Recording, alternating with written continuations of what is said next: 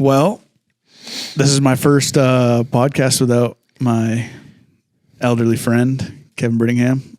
But it is the Live, Cure, Die podcast. And who's here today? Who are you? You are Jack. I'm Jack Potter. I own Guerrilla Tactical. Tight. Some of you might have heard of us. Yeah, you guys make ammo, right? Yeah, the ammo company. Yeah. No, holster manufacturing is our bread and butter. Medical gear, other gear, some training stuff, YouTube, a lot of media. Easy. All that good stuff. Yeah, tight. And you guys are out of Washington. Where specifically in Washington? Yeah, we're Southwest Washington out in the Gorge. We have some land out there that we bought in 2018, developed it ourselves. When we started the business, it was a cool place to take off from, and just built a warehouse, or bigger warehouse last year, and just rolling with it. Tight. Yeah, so kind of the impetus with this one, I mean, we met a couple SHOT Shows ago. Obviously, we'll get into it, you're originally from out here, but Kevin's been in the industry for 30-something years now, and kind of the core group of guys and girls that he is as tight with are the Trey Knights, the Chris Barretts, all right. that. And that's that kind of that original generation, is at least for the current gun guys, that they're kind of the old heads. And not like in a disrespectful way. It's just like they're the original, the OGs. And I thought it would be cool while Kevin's in Africa. He's there like 6 months out of the year. And I figured people want the podcast. And if we can't get Kevin, he and I know different demographics of people. And I thought it'd be cool to get the younger generation, the newer guys. I think we think a lot differently than a lot of the older generation of gun guys. And I just thought, let's get Kevin's side, because people loved those episodes. Sure. Like the Chris Barrett one was 5 hours long. Yeah. And I just thought it would be cool to get younger guys, newer guys that are hungry, that are doing stuff. And obviously people know, there's going to be plenty of people that watch this that know who Guerrilla Tactical is. There might be some that don't. And I just think it's cool to showcase people that I've met or whatever. And we're just kind of on that same kind of wave within the gun industry. Cause I think the way that we view the industry is a lot different than how the industry has been for the last 30 plus years. Yeah, for sure. And I mean, I think that's a really cool kind of take on everything. And kind of, we'll get into my backstory, I'm sure, here in a little bit, but like how I kind of came into this world is different than a lot of people. And we know kind of people more or less around my age range or our age range that have become successful in this kind of space. And it is such an industry that it's this huge industry, and we're just a small niche pocket, I feel. But it's big enough with enough innovation in that pocket that everybody eats. And I think that's really cool. Yeah, 100%. To kind of like get background, you grew up upstate New York. If you want to just kind of lay out how you got into guns, you can be as long-winded as you want, or you can make it as short as you want, whatever. But just a kind of a background for the people who don't know. I'm sure there's plenty of people who don't know your background. Yeah. So I grew up in upstate New York. I don't have a story of like, we're big gun people or whatever. Right. I didn't come from like an anti-gun family or anything. We just lived in rural upstate New York. We had 14 acres up there that we ran a business out of, seasonal business that my parents had started in the mid 80s. And that we had kind of built up, and I was a big part of that throughout the 90s growing up. Just living on those 14 acres and then having adjacent forests. We were out and about, playing Army all the time like kids do. I spent a bunch of years playing a really high level of competitive paintball. A lot of people don't know that about me. I played semi-pro paintball for most of my teen years, up until I was about 19. You and Greg Hastings? Yeah. That's my dog, Greg Hastings. Spent a lot of time playing that video game too. Yeah, me too. But yeah, I did that. And so, I played MLG for Call of Duty as well. Tight. When I was a teenager. So I have this bad habit, and I think that, I have X's on my hands. I'm straight edge. A lot of people know that. A lot of people don't know what it is. Look it up. There's a lot of information out there.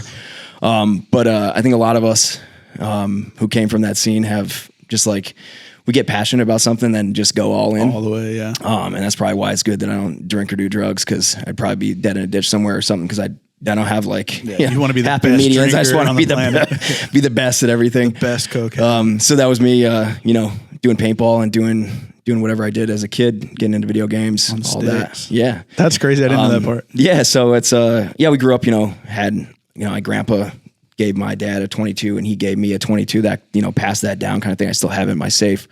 But that's kind of how that started, and, shooting gophers on the farm and, getting paid with like high powered pellet guns as a kid to, go clear the local barns of, hay barns of pigeons and stuff like that. So that's kind of how I got my start in firearms or whatever, and just kind of grew from there. And then I lived when I was about 18 years old, I was kind of getting a little hungry for change. It was, I knew it was a big world out there, and growing up in like rural upstate New York, had its limitations. Town, yeah.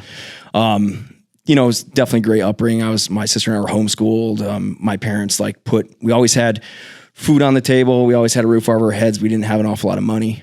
So we were creative in how we did things. Always had a strong DIY ethic.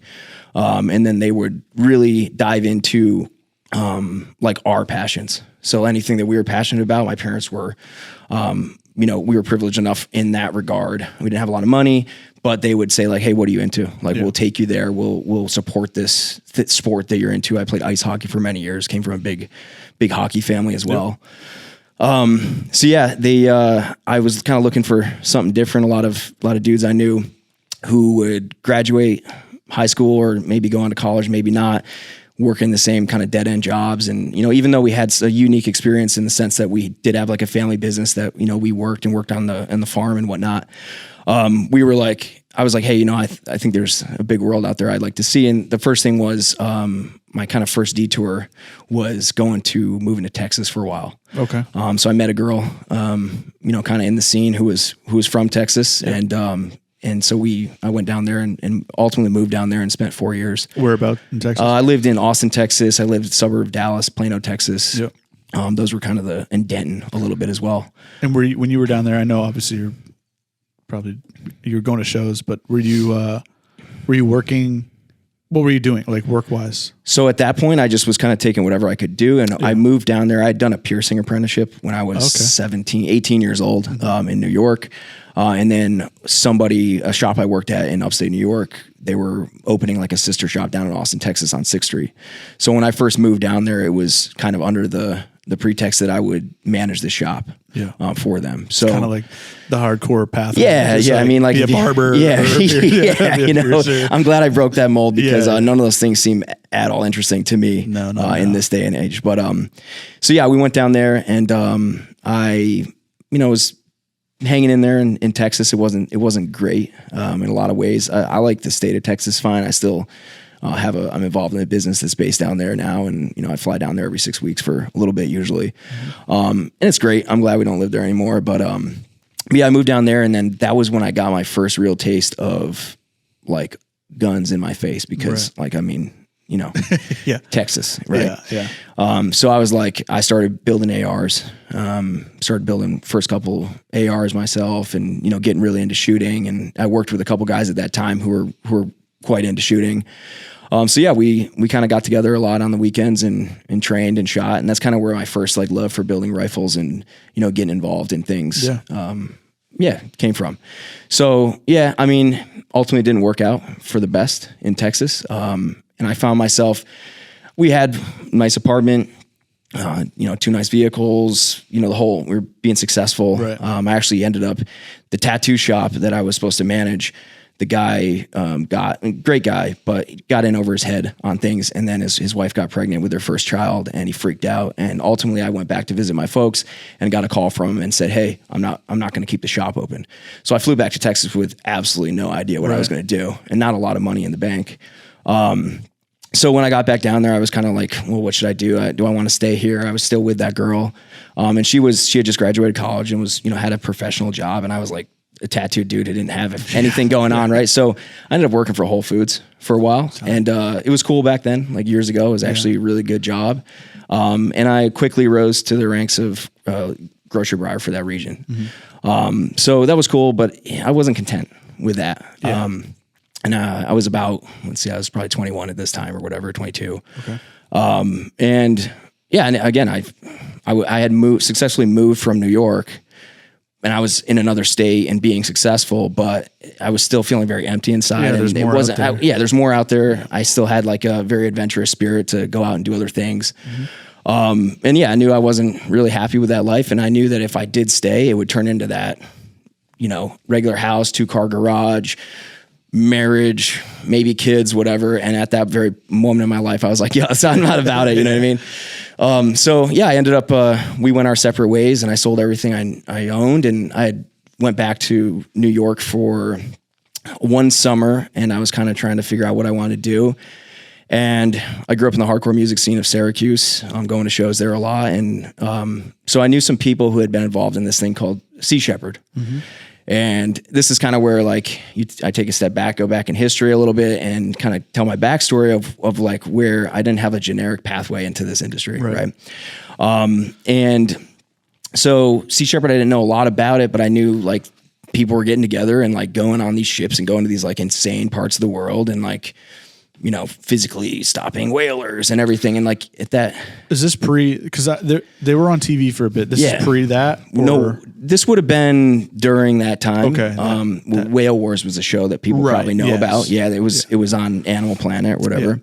Yeah. And so I'd seen that before, and I was like, I don't know, this seems like a really cool way. Cause I thought about when I was younger, I'd, like most kids do, I'd thought about, maybe I should join the military, or maybe I should do whatever. Doing your part and doing something bigger than myself. Yeah.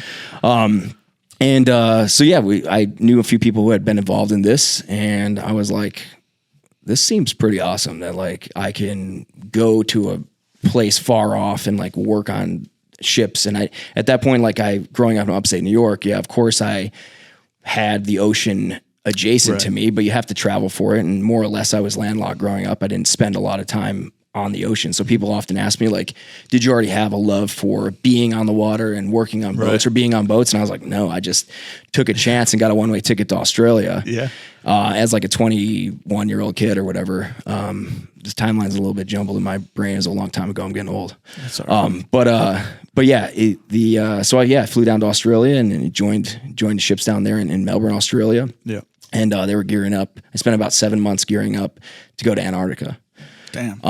And up until this point, they had, done a lot of anti-whaling stuff. And I think that most people in the world will agree that it's pretty dumb in this day and age to like hunt whales. Yeah, dude. You know what I mean? It's like not necessary at all, right? Yeah. So I was like, this seems like a good cause. And then we realized that there was, some stuff going on in the background that because of the way that the Japanese whaling fleets were, getting so set up, refitting their ships, and they were faster than ever, and they were bringing down armed personnel and all this stuff that it was like, and they had reduced the quotas greatly. So it was a lot harder to like locate, it went from like 1,250 whales a year to like 150 whales a year. So it was hard to find them with the ships and stuff that we had on hand. Yeah.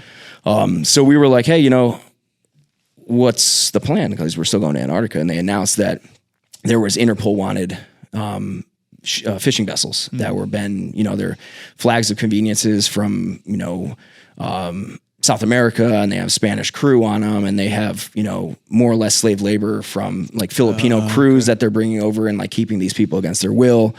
And they're going down and they're illegally going after Antarctic toothfish, which is Chilean sea bass in a fancy restaurant. It's the same. And they're a fish that lives, very deep, waters. They, take a long time to reach sexual maturity. So they were like raking the bottoms of the oceans for these fish, and it was really messing up with like spawning, their natural habitats and the spawning. Yeah.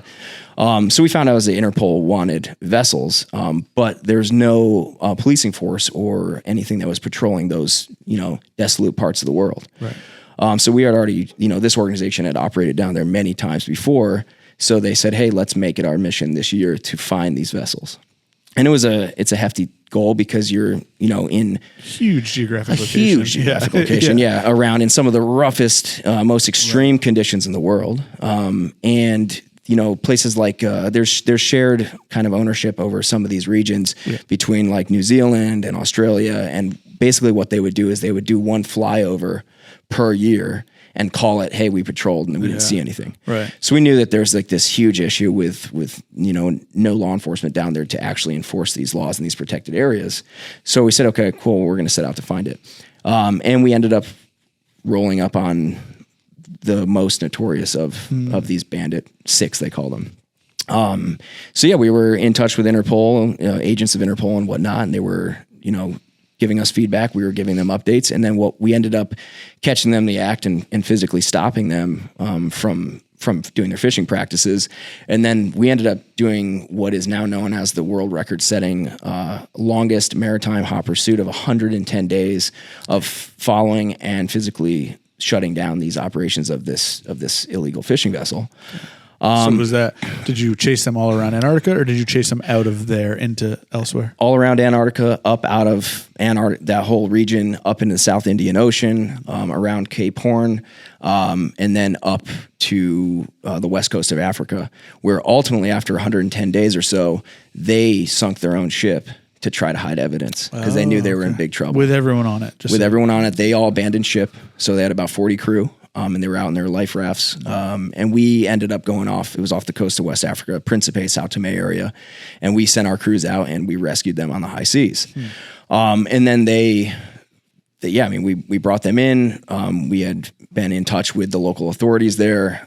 We took them all onto, one of our ships, worked security detail overnight, make sure that it was all kosher. And then they sent out law enforcement the next day, and they picked all these guys up. And then they ended up actually, I think the captain, chief officer, the fishing master, and maybe the first and second engineer all received sentences of 3 or 4 years. And they did time in Principe and Sao Tome for those crimes on the high seas. That's insane. And where were they from originally? Do you remember? It was mostly, it was a Spanish crew for the most of them. I think South American for one. Yeah. I think like Argentinian, if I remember correctly. And then most of the crew, like I was saying before, was Filipino crew. And then we helped and assisted to get them back home because that's a huge problem. So when I remember being younger and seeing that show, I think, or little clips of it. It was around. Yeah. So when you're in pursuit of a vessel, or not even necessarily this specific one, but whether it just be a whaling vessel, whatever, how do you interdict that? Because I just don't know. I've seen like the water cannons. Yep. I've seen physical ramming of the boats. Is anyone armed? Because that has to be a thing where it comes up like you're going to take rounds eventually. How does that all work? Because the way the show makes it, and maybe they cover some stuff or not cover stuff up, but they don't want everyone to know everything going on. But it seemed like a bunch of young kids that like were in it to win it. They have the right mentality, and they're just about to get in over their heads. Like they're about to start fucking with the wrong people. There was a lot of that for sure in the beginning, especially when they started the show, because it was. I mean, they were able to go do things that like untrained, unprofessional people should never have been able to do. But that's like the power of passion that you're able to really do a lot of stuff that you physically cannot do. You just do it anyways. Yeah. I think it's Mark Twain who has an interesting quote that's like, they didn't know they couldn't do it, so they did it anyways. And that's, I felt that many times. Yeah.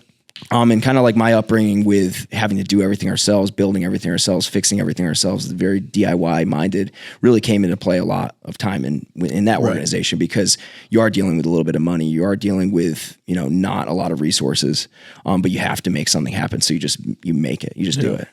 And that's kind of the attitude that, carried that organization for a long time. They started in 1977. So it had been going on for quite some time. Yeah. And then right around the time that I had gotten into it, tactics started to change, because we were working on a more, more professional scope. Okay. And immediately following this campaign, we were contacted by authorities in Interpol and said, hey, like, this was a tremendous job that you guys have done. And it's brought so much media attention and global attention to these issues happening in Africa, that we think that you should make this your focus. So I kind of came into an interesting time, because all of a sudden it went from like a ragtag, group of people just trying to make something happen to a shift where we changed tactics. We had better equipment. We had better funding. We had more training. We had all the above, and we went from, this ragtag group of people just doing our thing, which there's magic to that. Yeah. But it went from that to we're all trained professional crew that can execute a role or a job or a mission better than ever. That's awesome. And it was cool to see that growth and be a part of that, because I was there in the beginning when we spearheaded all of our capacity building missions that we carried on in West Africa with all these various countries. And they're still doing it to this day. Yeah. Is it still an organization, Yeah, Shepherd? yeah, still very busy. Still doing it with these issues around West Africa being the main focus. Yeah. And yeah, I of course have no involvement anymore. And we'll get into that, I'm sure, here pretty soon. But yeah, I mean, I spent multiple years doing some weird and wacky stuff all around the globe, like going to Antarctica. But then my primary focus was working in West Africa with countries like the Gambia and Sao Tome, Principe, Gabon, and a lot of time spent in Liberia. Yeah. Working both on land and at sea, doing capacity missions with these guys, kind of bringing their militaries, their navies and Marines up to speed on seamanship and boarding operations. I was a rib operator for a long time and taught these guys how to do force boardings and how to inspect and arrest vessels. Awesome. So we kind of shifted all of our focus into capacity building with these guys to try to make force multipliers so that they could, carry out the important work on their own coasts that again, they don't have a lot of resources for. Yeah, it's cool that a kind of a private entity was able to do that, where you, like you said, you went from that kind of just group of people trying to make it happen to now you're not necessarily state sponsored, but you're getting true funding, getting true assets, and then you're able, because I mean doing what you were doing, you'd have to think on like a national level for a country to allocate funds to doing that. Like, it's just not going to happen. It's not a big enough thing. I would think to like a big, like even Australia or whatever, they have so many other things going on that it doesn't seem like that would be their number one focus. So for a private entity to be able to do that is huge. And that's really the only way it works. And there's many organizations that, work throughout the world, but a lot in Africa with anti-poaching on land, working with the parks there, establishing parks. And we've done a little bit of that as well. But no one was doing it in the ocean. And that was a huge issue in West African countries, because big corporations will come down, big, ships operating out of, Spain and other parts of France. They'll come down with these massive purse-seining vessels, and they'll come down and they'll just buy licenses for pennies on the dollar, and they'll just chase the tuna up and down the coast from country to country, just completely destroying the natural habitat, but also taking right from the hands of the local people. And that was one of the biggest problems there, destroying equipment, killing people, corruption, all the above, paying these guys, pennies on the dollar for something that they should have been making a lot more from as an export from a country, and landing none of it. And taking it all back to Europe. So that's another thing that I think kind of gets lost in the sauce is like when the average person, and I'll consider myself an average person, I guess I'm probably offending the average, but I think most people, especially here, when they hear about that, everyone immediately thinks of China, Japan, whatever. They don't think about the European countries. From your experience, are the Europeans just as involved as it is on that Chinese level, Japanese level? It's not quite that high. China, 100%, still to this day has the largest foreign fleet of fishing vessels. There, you'll find Chinese fishing vessels doing sketchy activity in every reach of the world. Yeah, Africa's no exception. There's a lot of Chinese influence there. There's a lot of talk about reasons behind that. We could go on our own podcast all about that. We don't really have to go down that road. Yeah. But they very much have their hands in a lot of what's happening in these underdeveloped African countries, both on land and sea. So they 100% have the largest foreign fishing fleet still to this day. In the European Union, though, they do a lot of damage. In these countries, you don't think of it as much because you think of Western world, European Union. You think of European fishing vessels in the Mediterranean and all around those areas. And the truth of the matter is they've overfished and fished those spots right out. So a lot of that stuff is dead water, and they're not able to really get much of a yield from those areas anymore. So unless you're a local fisherman, kind of just doing regional stuff, the big operators are moving down to other countries, and that's why they're finding themselves in Africa every year. It makes sense. I never even thought about it, but it makes logistically it's easy for them to just shoot straight down, and and it's easy for them to come in and promise things. There's a lot of corruption as well in places like Africa, so it's very easy to twist their arm and say, "Hey, well, we'll give you this, and you give us that." Yeah, and wherever that gets lost in translation or lost along the way, there's really no repercussions for it. Right. Yeah, it's crazy. Yeah. Huh. So amongst that, I know you were doing that kind of that interdiction side, the stuff. I know that the medical world is something that you focus on a lot. Were you introduced to that? Was there something that introduced you to that amongst that, like while you were doing that stuff, or was there an event that introduced you to it, or was it just kind of out of necessity? You had to learn the medical side. I mean, it was a little bit of both. Definitely necessity, because you're very much out there on your own. You're at sea. Like when we were in Antarctica, for instance, the closest possible help was over 2 days away. Yeah. And that's like planes flying over, and and the chances of like you very much feel like you're on your own with 35 other people on board. Right. So you do have to be very cognizant of that. So we did take preparedness and medical training and whatnot, and having doctors on board and everything who would help to teach heads of department like myself a lot of stuff while being there on the ships. And then, of course, when you get to a place like Africa, it's the same thing. It's like, I'll take my chances on the ship. I'm not going to go to It'll be here soon, I'm not going to go okay. to that hospital. Yeah, you know what I mean? So, yeah, I mean, we did see some injuries. Fortunately, like through our organization or the organization I worked with, track record's really clean, really lucky, because there's been so many sketchy situations where like someone could have died very easily or gotten seriously injured, and it didn't happen. That's the only thing I could think of seeing these, because in my mind, I'm watching this, and granted I was much younger and didn't know nearly as much as I know now, but I'm like, growing up, my uncle was a lobsterman. I worked on a sailboat. Like, I understand how boats work. Sure. To a certain extent. And I know you're not supposed to bump them into each other. And I'm like seeing that. I'm like, how is someone's going to die? This is not going to be good. Like, yeah. But I mean, it worked out. Like, and that's one of the tactics have changed, because as you become in this, professional arena, you gotta stick to the rules of engagement a little bit more, But that being said, like we just being in African nations and just being on land and seeing catastrophic events take place and seeing injuries on board as well. Not so much from our side, but doing these inspections, you would get on board these fishing vessels, and there would be like an injured crew member who had severed their leg or something, and it's like they have it wrapped up with rags, and our medics treat them, and you just see that stuff, and you're like, that person's going to die if like some intervention doesn't take place.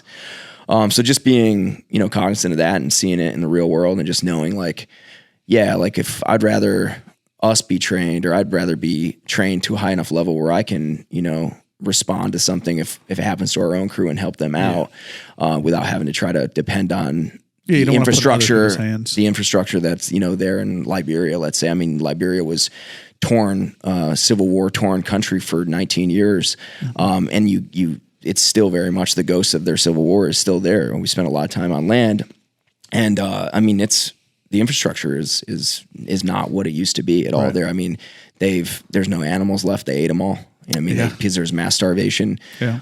Cities are destroyed still. Like, people are making their way as people do. Yeah. Like they're figuring it out as they go. Yeah. But it's not the kind of place that I want to go, get treated for something. No, I mean, even in a developed area like in South Africa where Kevin has his house and where we all hunt at Crusader and stuff, it's like, that's developed, as developed as you can really get. And even there, like, we've had PHs tell us like, hey, don't fall here, because the hospital is really far away and it's really bad. Yeah. So you don't want to get in trouble. Yep. So I can only imagine how it's expounded upon in those areas. Oh yeah. And so you did that for how many years total, do you think? So I did it for the better part of a decade overall. I spent about 5 years in Africa working on stuff, back and forth a little bit. 2020 rolled around and obviously changed a few things. Yeah. And we were grounded. All the ships were grounded. There wasn't anything happening for a while as people sort of started to figure things out. Actually, I was doing my wife is from Spain, and we met on the way to Antarctica. Yeah. She's a professional media person. Mm-hmm. So that's one of the things that's really cool about our company, is that we have like a great quality of media that we're able to produce, with an internal employee. And it's my wife, part owner of the company, right? Yeah, my boss. So we get really lucky in that way. But yeah, she and I were doing a patrol, working on a patrol off the coast of France, and this COVID thing was happening or whatever, and people started to say like, have you heard about this thing off in China? And we were kind of watching the news and interesting. That's like, a Chinese thing or whatever. And no one really thinks of it. And then they started to get a couple cases before we left in Europe. I think Spain was one of the first places to start showing cases. And we're like, that's a little close, like interesting, we've all seen, Contagion, right? Yeah, exactly. So we were kind of like, your ideas start spiraling in your head, like, oh, what's going on?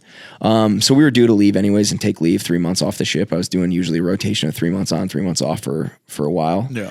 Where were you based out of at that time? We got married in 2018 and we bought land out in Washington State in late 2018. Okay. Right So after the wedding. So you were based out in the U.S. just going back and forth. Yep. Yeah. Still. Okay. Yep. Based out of the U.S. since 2019, more or less. Yeah.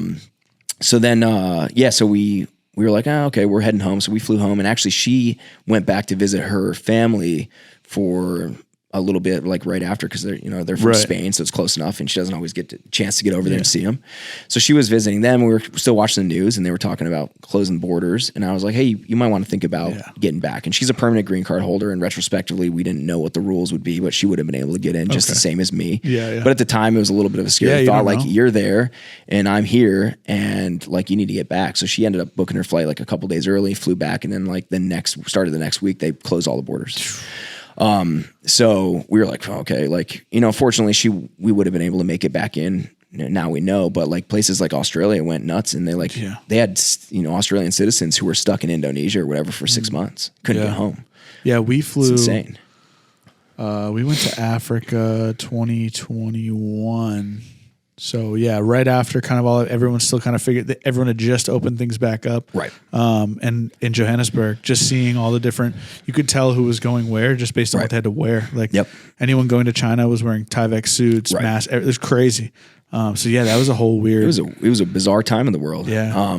But yeah, so we were basically the way we kind of, it all connects and we get to the start of the company, is 2020 rolled around, and we were twiddling our thumbs a little bit, not knowing what the future held. And we were sitting pretty, fortunately, and I'm so lucky for this, is we bought this 9 acres out in rural Washington State, at the foot of the Southern Cascades kind of, and we developed the land ourselves. We built a house by hand. A good buddy of mine who now does operations for Guerrilla Tactical, he and I and my wife bought the land together, so we kind of split it. Built 2 houses. I've heard this story before. And I think you met Josh at SHOT Show 2 years ago. I think he was down there. Medical guy? No, not a medical guy. But no, I do know exactly what you're talking about. Bunch of tattoos as well.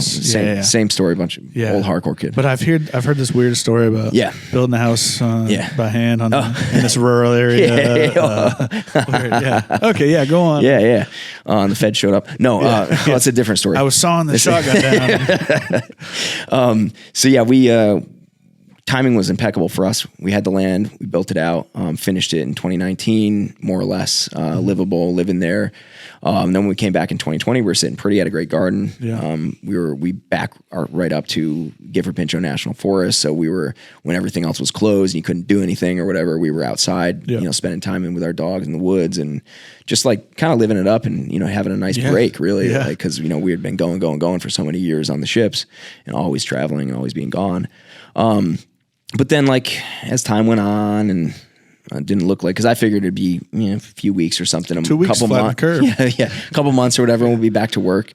And it didn't happen, and it didn't happen, and it didn't happen. And I was twiddling my thumbs, and I was getting a little bit bored, and I was like, well, I'm not making money right now. We're fine, but I don't know what's next. You know what I mean? You're only getting rid of money, right? Yeah, I'm only spending money.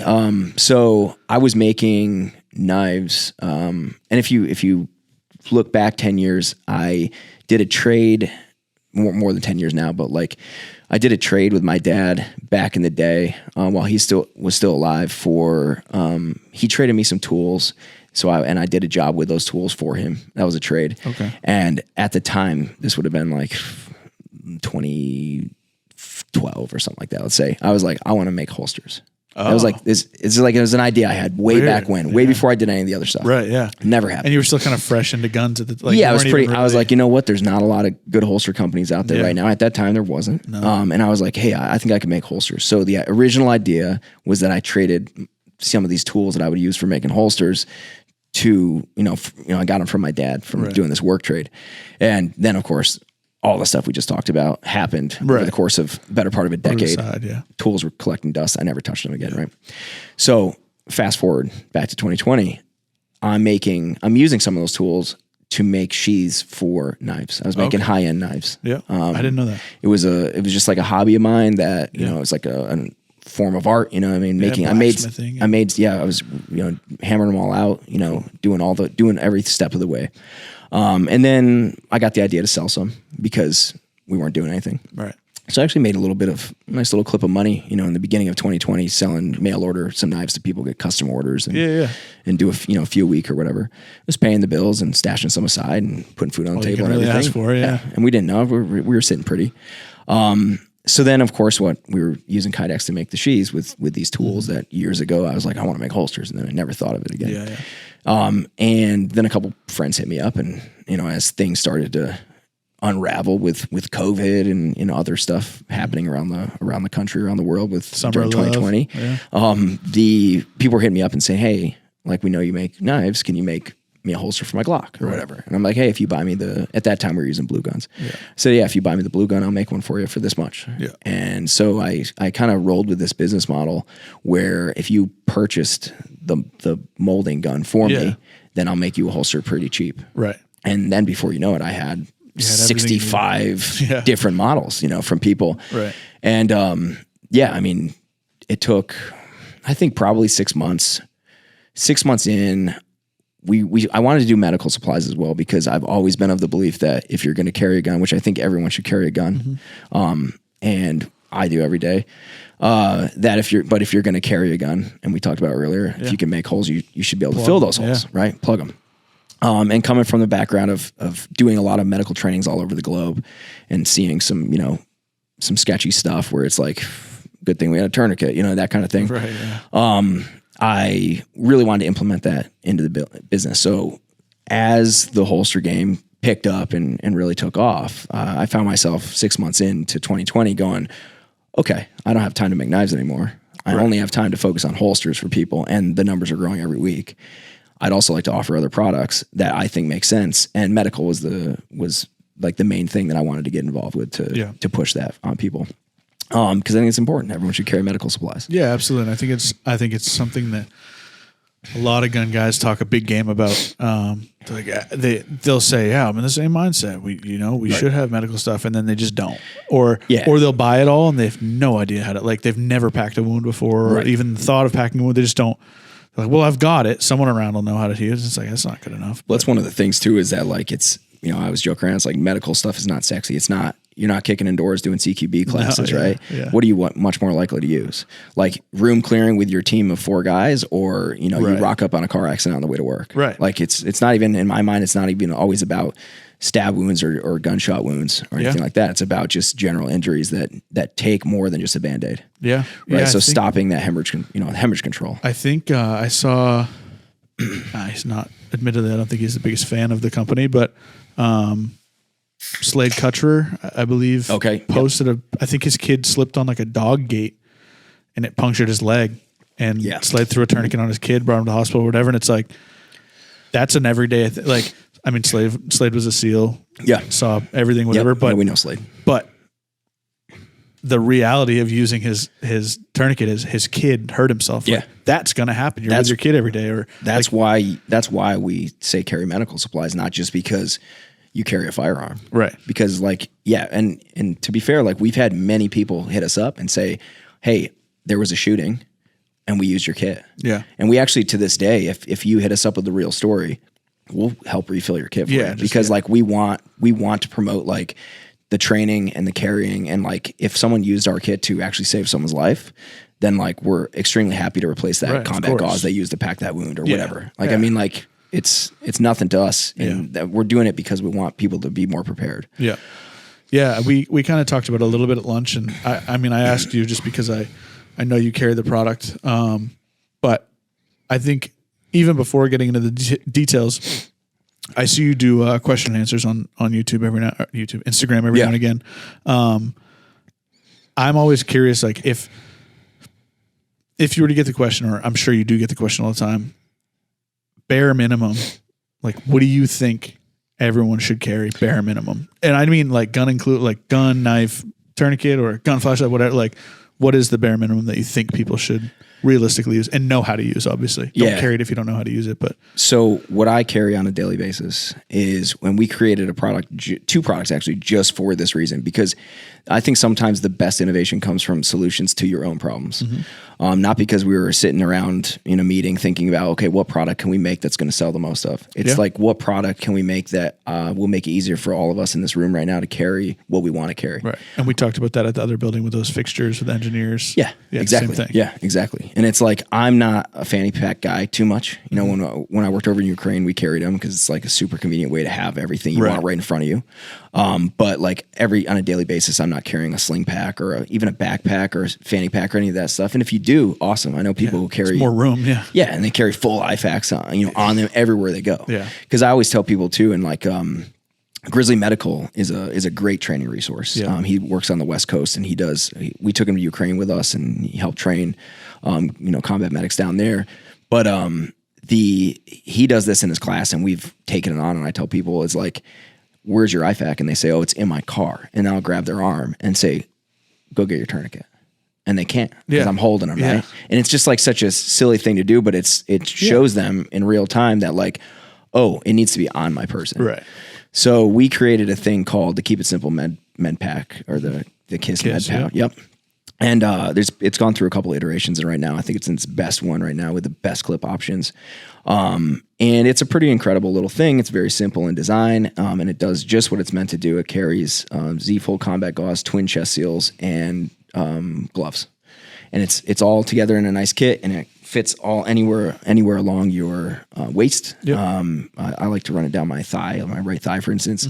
Can still carry a gun, all that, and you just pull a tab out, and it comes out immediately with everything you want. That's awesome. Right in front of you. And those three things, like, that's another thing too. It's like, you get into that area of because I know a lot of guys that'll same thing. Oh, well, I've got whatever, a tourniquet on me, and I've got my IFAK in my truck, and it's like, okay, well, what's in your IFAK? And they got NCDs, they've got all these things, and it's like, you don't know how to use any of those, dude. Like, just get stuff that you know how to use. Yep. And those, like what you just said, like those, you're going to use those predominantly anyway. Statistically, that's what you're going to use the most. And I would say obviously a tourniquet, it's not meant to hold like a cat. Cats are pretty big. Right. It doesn't hold a tourniquet in that KISS Med Pack, but that's why we made our expedient carry system. Right. Which is designed around the Snake Staff ETQ and ETQ wide. Yep. Because when Snake Staff came out with that tourniquet, I reached out to them and commended them for it, because like up until then, your options were, XYZ tourniquets, most of them being too big, especially like a Cat 7. Cat 7's huge. I mean, they're proven, tried and tested over the years. They're amazing, right? Yeah. But most people are not carrying them. So when they came out with this pocket size tourniquet, I was like, this is great, because this is going to promote people to more easily carry tourniquets. But there was no good option out there for how to carry that tourniquet on you. So a lot of people were just throwing them in their pocket. Which is what I was doing with that. Wrapping them in like nylon or whatever. Yeah. And then we made the expedient carry system, which clips right onto your, like where a pocket knife would go. Yep. And it fits around. Do you still have it on I you? do have one on me. Yeah. You can, if you hold it up by the mic, you should be able to see it. So yeah, it's this little cool little simple piece of kit. This is a ETQ, like the smaller version, and it just clips right onto your pocket like a pocket knife. It has adjustable retention. And then this allows you to deploy it 2 fingers. You just pull it right out, and you can put this tourniquet on one-handed. Yeah. Assuming you pre-staged your tourniquet. Yeah, you should always pre-stage your tourniquet too. That's why we get people being like, it's in the wrapper. Mine's in the wrapper. We even did a video on it about how to stage your tourniquets properly. Yeah. There's different ways, but and that one is a little different than it is a little Cat different. 7, Yep. But that comes down to the whole thing of, just like you have a firearm, like, and this might be a little bit of a hot topic for some, or a hot take, I should say. Yeah, but hey, I think it's important to say is, like, if you're not competent enough to shoot your pistol, then you're a liability carrying your pistol. 100%. And the same thing goes for a lot of medical supplies. And that's one reason why I think a lot of people are afraid to carry. They say, hey, well, I'm not going to carry all this IFAK stuff because I don't know what I'm doing. Right. And that's fair. Because it's a smart idea, to recognize that, because no one wants to say, I don't know how to do it. Right. And I commend people for taking that step and saying, well, I don't know how to use a tourniquet. So like, I feel like I could be a liability. Yeah. Now, that being said, there's something to be said about having it on you. Maybe you're on the scene with it and you don't know what you're doing, but I'm on the scene as well. And I know what I'm doing. Now I should carry my own stuff, but let's say I don't, I know how to use that tourniquet. Right. Yeah. So there's something to be said about carrying it anyways. I mean, but that's why training is so paramount. And a lot of this stuff, it's not rocket science. It's not hard. Yeah. Like a lot of this stuff is made to be intuitive to use, in stressful situations. I mean, TCCC, combat guidelines for all of applications is like, there's care under fire, and it's like high and tight on your tourniquet, get that person to safety and then start going down the checklist. Right. But it's like, you should have a basic understanding, and it's not very hard. Even if you take a stop to bleed class, it's better than nothing. I mean, to a point, I think it's probably, for the overwhelming majority of people, I think it's probably a better idea to get a basic to intermediate level of understanding, because we talked about it before, and I've heard it talked about before as well, but it's like, if you and I were walking back from lunch and saw a car crash and we helped out and we had to put a tourniquet on somebody, we're going to put the tourniquet on them. And maybe that's all we know. Maybe that's the extent of our knowledge. But realistically, hopefully in the US, emergency services are going to be right behind us. And maybe it's a few minutes. And we got them to a position that we're comfortable with. We know how to do it. We'll keep them whatever. And then the professionals are going to come in. Do a handover to the professionals when they show up. Yeah. And so like to an extent, because again, I always think with everything, and you see it so much with guns, and I can only imagine in the medical space, but it's like ego is a real thing. Yeah. If you give everyone all of the knowledge, they should be able to have all the knowledge.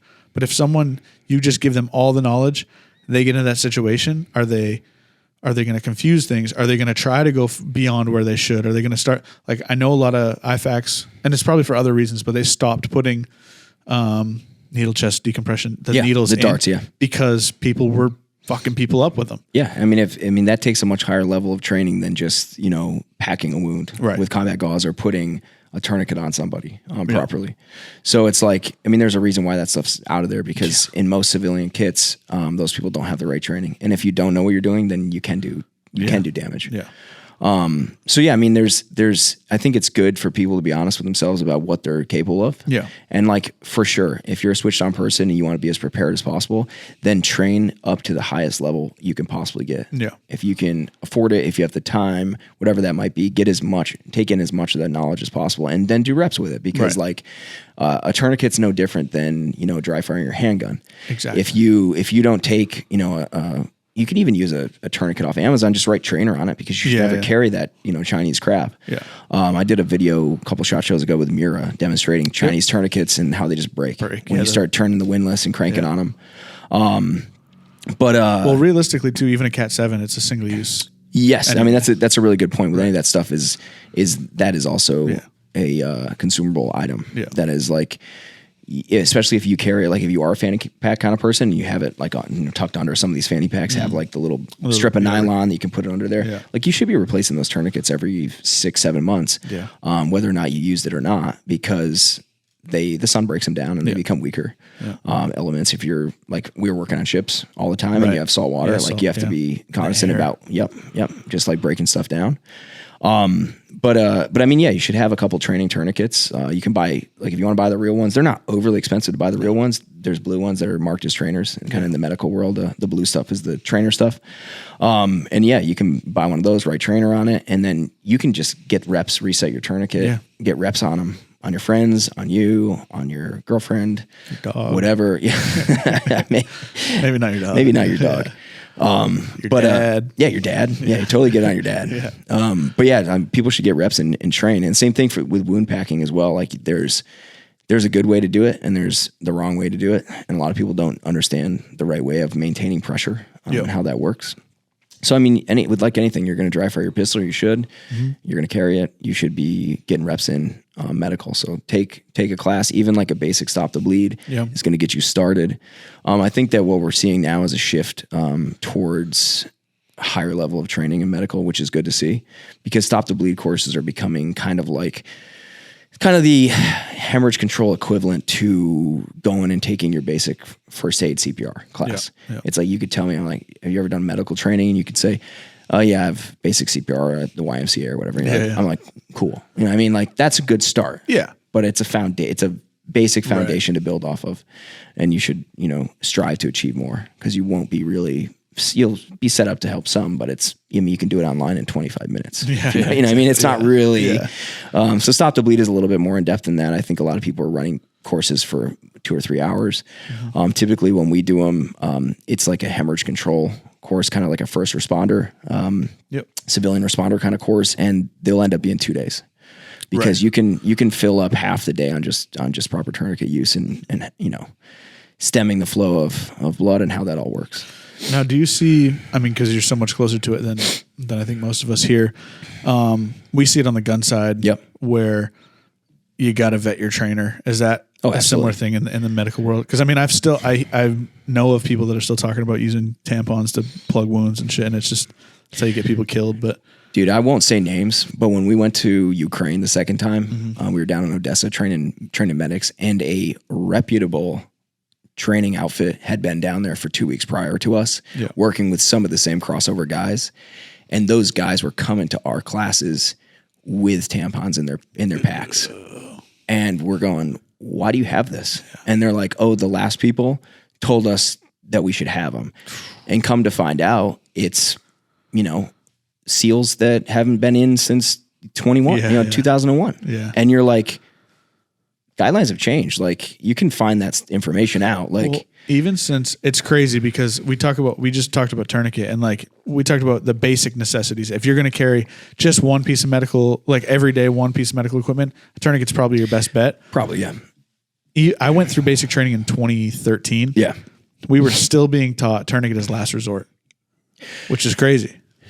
Tourniquets are an interesting one, because they've kind of done this umbrella a little bit, and a lot of the data coming out of Ukraine is showing these differences, because the warfare that like the U.S. has been engaged with for the last 20 something years is so far different than like what you think of when you think of like trench warfare, like what's happening in Ukraine. With closed airspaces, no air evac available, so they're finding that they have to resort to other means, because there's some data out there that's showing that almost 50% of the limbs that have had prolonged tourniquet use on them are getting amputated. Yeah. And that's not something that like the US ever had to worry about over in the Middle East, because because you hear now too, like statistically, if you look at the global war on terror, I don't have the numbers off the top of my head. You can find them, but it's like the amount of lives that could have been saved if we had just gone tourniquet straight to them, knowing that you have a Casevac, you have all that. Clearly a different situation, but it's like even during that time, like 2013 was about almost halfway through, more than halfway through the GWAT, still being taught. Granted, I was in the Air Force, so I was not an 11 Bravo. I was not like wasn't a Marine, so our medical knowledge is pretty limited. But you still learned about tourniquets, right? But as a last resort, which I'm just like, whoa, dude, that doesn't make any sense. I mean, the whole thing of tourniquets save lives is still true. Yeah, tried and true. And I would think, especially in a civilian sense, where we talk about having those emergency services coming behind you, that kind of thing. Absolutely. Yep. In regular day-to-day life here in the place like the United States, where you do have, other outside higher up medical authority that can be there in, minutes, sometimes, like stopping the flow like that, doing that hemorrhaging control is of the utmost importance, because people can bleed out so quickly, much faster than emergency services can arrive on scene. And so that's why it's so important, like for, learning at least the basics in carrying medical supplies, because in this situation, if you're talking about being in a third world country, I'm going to probably think about some other options if I don't know when this person's going to be able to get to higher sit care. Here for 4 days, maybe tourniquet's not the option. Right. Yeah. So in everyday life, like here, it shouldn't be any issue at all, and tourniquets 100% save lives. So I would definitely say here in the U.S., like if you're going to carry one piece of medical kit and know how to use it and everything, tourniquet's probably your best bet still. Yeah, for sure. That makes sense. We had a guy, kind of just like back to when we started selling medical supplies and kind of realizing like, oh, okay, wow, we have a real business model on our hands. Was we were, I don't know, it was some weekend where, you know, something happened in the US and someone got shot or killed or something like that. And it went nuts. Like, we didn't even have all this stuff in stock because I'd never sold this many kits. And we sold so many kits over the course of a weekend that I had to spend the next 2 weeks sourcing supplies to build them out. And I was like, okay, there's a real need for this stuff. So that's why we started working with North American Rescue soon after that. And now we have all of our own, you know, pre-packaged, pre-labeled kits that we've set up through them. But we had a guy hit us up who was in California somewhere, 45 minutes from the closest hospital, kind of rural desert shooting situation. And a guy like jumbled his draw on his 45 and shot straight down his leg and through his foot. Oof. He sent the dude sent me photos and everything. And he said, I had your IFAC, like one of the early ones that we had built out, you know? And he goes, I had your IFAC and basic level training. And I went right to it and applied a tourniquet, packed the wound, all the above, immediately stopped the flow of blood on this guy. And then it took 45 minutes for the ambulance to get there. And then the doctor who pulled the bullet out and cleaned him up and, you know, got him on his way came up to this guy who messaged me. He said, hey, are you the one that applied medical to this guy right after the incident? He said, yes. He goes, well, you saved your friend's life, because otherwise he would have bled out far before the ambulance could have gotten there with this injury. Yeah. And that may not even had to have been like the femoral artery type deal, like whatever. It just 45 minutes is a long time. Yeah. It's a long time to bleed. Yeah.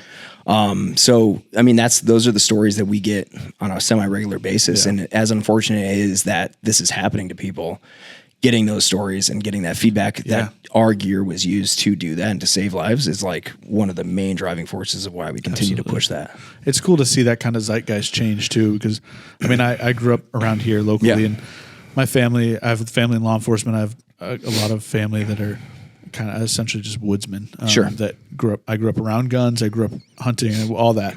And so I've been interested in guns my entire life. So it's like, I don't remember hearing about medical until within the last probably 10 years. Absolutely. Becoming no one talked about it. No one carried it. It was always just like, oh, that's for a professional. You're not a professional, don't take it. Like, or my buddy was a medic in the Army. He'll be around. Like, that's it. He's got some Band-Aids. Yeah. And so now it is cool to see that. I mean, everyone emphasizes if you're going to carry a gun, train with it.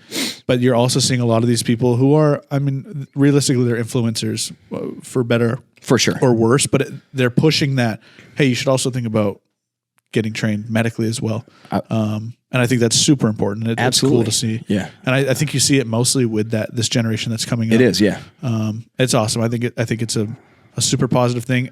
Even like mostly for the everyday shit, like not for shootings. It's not even so much for like, there's a fucking mass shooting. It's just like the amount of times people, and I'm sure you see it with anyone sending in anything with your gear where it's like, oh, this dude, whatever, car crash. This dude fell on a fence and punctured himself or whatever, that kind of thing. And it's like, that's the reality of things. And it's cool that I think we're becoming a more prepared generation in general. And there's a shift for that I see. And I always make the joke, like, I don't consider myself an influencer on Instagram, or I hope not, right? Yeah. But if I am going to influence people to do something, being more prepared, carrying medical supplies, it's like, I'm okay to influence that. Yeah, absolutely.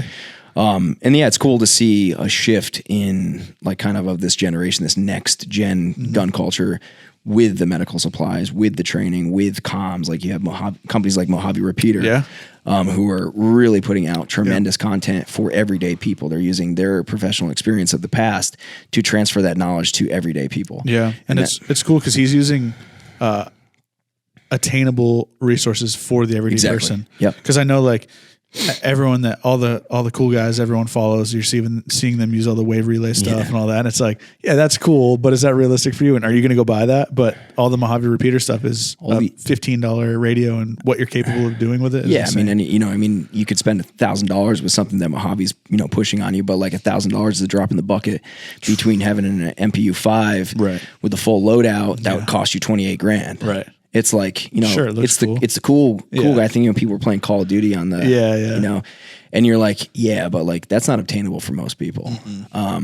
So no, we're big proponents of it, through our company. And that's why we really like to work with other companies in the space of the similar generation that are pushing that same preparedness mindset that DIY ethic that I grew up with as a child, that we're pushing that into adulthood and into this space. Yeah.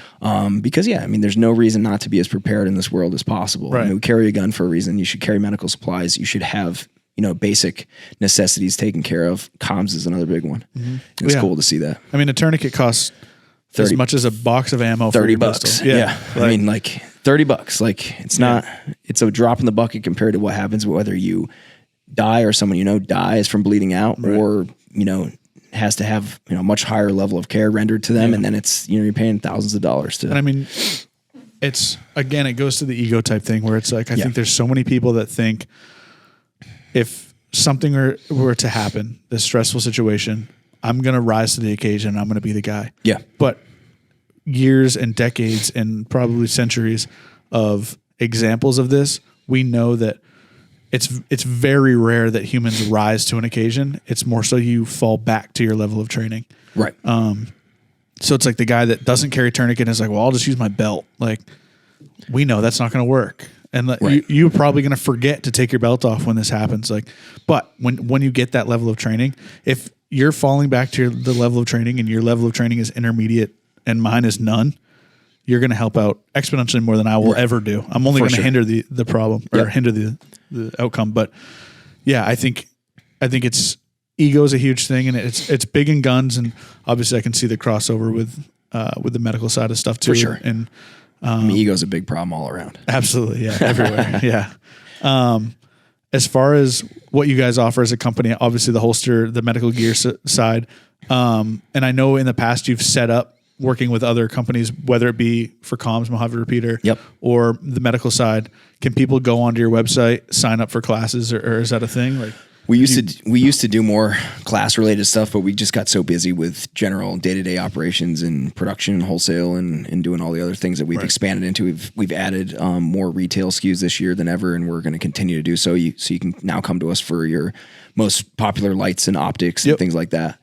Just stuff that goes along with what we already sell, like holsters being, the center, the glue that holds it all together, and then everything that kind of goes with it.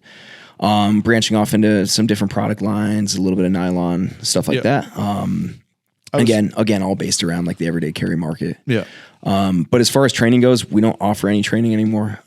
Sometimes we'll collab on setting up a training. Like we've had, Grizzly Medical, for instance, come up to the area and, helped set up and run, even want to be one of the cadre for a couple of day class here and there. But mostly what we do now is we point people in the right direction. Right. So people that we've worked with, so I have firsthand experience working with these people, knowing that they're vetted. Like you said earlier, is it important to vet all your instructors? Absolutely. Yeah. Because there's a lot, like ego, right back to ego. There's a lot of people that want to feel importance. And you see it a lot too in Ukraine. You saw it a lot in Ukraine. People go over there, oh, I did this, I'm that, I'm this, and then you come to find out that it's all a joke. Yeah. And they don't really know anything, and they're actually causing people to lose their life. Yeah. And you're like, come on. Happened in Afghanistan too, weirdly. Absolutely. Very over there. You see it over there in Kurdistan, whatever. Yeah. You see it all in any place like that where someone can be in the spotlight and be a cool guy or whatever. Exactly. Yeah. Look what I did. Yeah. And it sucks that happens, because like you're talking about loss of life. You're not talking about like, exactly. Something that doesn't matter. Yeah. Sports game. Yeah, exactly. Yeah. Are you open to, like, for anyone who watches this who maybe wasn't familiar with your company before? Yep. I know it's so hard to manage, and I know you have a team though as well, but if people have questions, can they come to you and say, hey, look, I saw you on the podcast. I want to get into this. Can you just recommend me a basic whatever? Absolutely. I mean, that's part of the thing. Customer experience is huge for us. Yeah. As a consumer myself, when I'm dealing with other companies out there, like how I'm treated is super important to me. And we want to, carry that through and through with our company as well. So we're happy to answer questions to the best of our ability. Yeah. And if we don't know them, we'll put you in the right direction. Yep. Because it all goes together. Like we're all trying to help each other out here, is my opinion. We're trying to get more and more people prepared and just generally, more on the ready. Yeah. So through what we do, we point people in the right direction, whether it be like Core Vision training or, Mojave Repeater, Grizzly Medical, just to name a few. There's some good outfits out there. Yeah. One podcast I really like as well for like medical related stuff is Guerrilla Medic. Okay. I've never met the guy. He's a little bit smaller. Yeah. but he extremely knowledgeable, has a bunch of great real world experience, years under his belt. And he talks a lot from the point of view of like the guerrilla medic in the US. So like, let's say, things continue to decline a little bit more as they may be doing. And we have to be more and more ready and prepared to, be our own first responder. He talks a lot from that point of view, which I think is really cool. Yeah. Yeah. I think that's super interesting. And I think it's cool too that, even to kind of piggybacking on that question that I asked as far as pointing in the right direction, that kind of thing. I think that that's something that, to kind of bring it back to what I said at the beginning, where it's like this newer generation, I think for the most part, at least not necessarily consumer wise, but I think within the industry, I think you're seeing a lot more openness to collaboration. Yeah. Like in a world, realistically, we're all competitors of one another. Like we all have a good to sell. And if you and I sell the same thing, we're technically in competition. But we talked about it off air where it was like, oh, have you heard of this company? You're like, yeah, they make stuff that we don't make. And if people ask me for something, then I refer to them to that. And we do it in a roundabout way. Sure. And sometimes we're a bit snarky about it where it's like, if you want a 12-pound gun, go to this company, whatever. Right. But it's like, there are things that people want that maybe we don't offer. Yep. And I personally have no problem being like, well, if that's what if I can't change your mind and you don't want this, if you want that, I can tell you someone who will do that, and they'll do it at you can trust that they'll do it at a high level. And I think that that's a cool thing to see. And it's, realistically, it's funny because, so I'm younger than you by a couple of years. You kind of, would you say that you got into the industry in 2020? Is that? Yeah, I'd say that's safe to say that I kind of fell into this industry during 2020. Yep. Yeah. And so adjacent to it for many years, just as a consumer. Yeah, absolutely. But I think professionally in the industry, so I've been in the industry directly since 2015, almost 10 years. Yep. But I think over those years, I started at a low level doing stuff in a factory for SIG, basically. And so it's not, my voice didn't matter. It wasn't a thing. But I think as time has gone, it's cool to see that even though I've been kind of directly in it for almost a decade and you have been in it for a few years at this point directly, it's cool to see generationally. I think we're all on a similar, but it makes me feel better about the industry because I think so. Yeah, being in the industry, and I'm sure you see it even just in the few years that you've been directly involved in the SHOT Shows and all that. This industry is as small as it is, and it's the only industry that we're the two-way community, right? And we treat each other like shit. Like everyone hates each other. Yeah, it's pretty bad. Everybody sells the same product and is trying to tell you, the consumer, they fucking suck. We're the best. And it's like both of your products get made in the same factory. Right.